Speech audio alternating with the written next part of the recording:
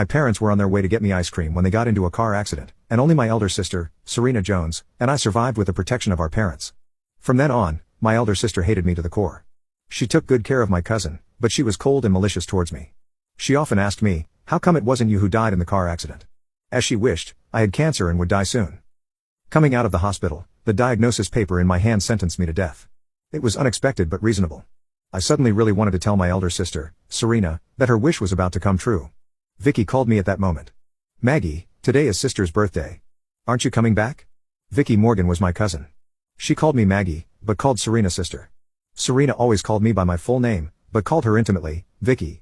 The degree of intimacy was clear at a glance. Every year on her birthday, I prepared gifts for her carefully, but she didn't seem to like them and casually threw them aside without even taking a look. However, I thought she would definitely like the gift this year. After all, she had been looking forward to it for so many years. Well, I'll go back in a while, I answered. When I arrived at the Jones family's villa, it was already evening, and the lights inside were shining brightly. Pushing open the door, the original laughter and joy came to an abrupt halt. Serena's face instantly sank when she saw me. Who let you come? You are not welcome here. I knew I was not welcome without her saying it, but I still wanted to find an excuse to see her. I wanted to take a good look at her. Maybe it was a farewell. I forced a smile, pulling the corners of my mouth. Happy birthday. I handed her an envelope containing my diagnosis certificate. This is my last birthday gift for you. Serena's face instantly turned dark. Are you cursing me? She suddenly knocked the envelope out of my hand. The force was so strong that my arm went numb. I didn't know if it was because death was approaching, but even the slightest pain was magnified several times. Maggie, if you don't want to come, you don't have to. Do you think I will beg you to come? It's not that I don't want to come. I can't come anymore. Before leaving, clean up the mess in your bedroom. Vicky happens to need a music room. I turned around and went upstairs, pushing open the door to my bedroom. The furnishings inside had been frozen in time since I was 10 years old. The princess dresses my mom bought for me were still in the wardrobe. I packed my childhood clothes into the box one by one. There were also many items related to Chibi Maruko-chan on the desk, which Serena collected for me before I turned 10. I packed a box full of warm memories before I turned 10.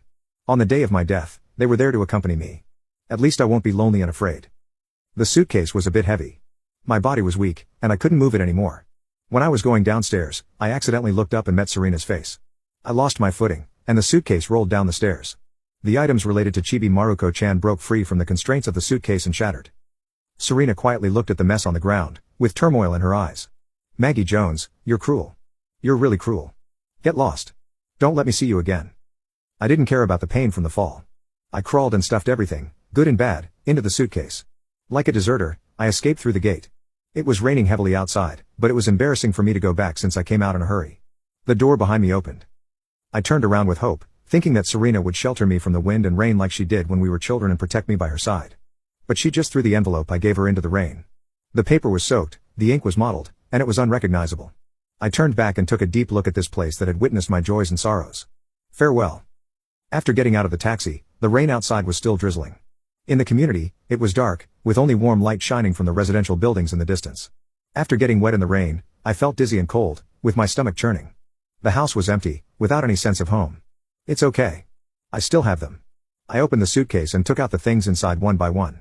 The items related to Chibi Maruko-chan had been damaged, and even the princess dresses were wet. I didn't cry when I knew the diagnosis, nor did I cry when I was kicked out by Serena, but now I couldn't control myself anymore.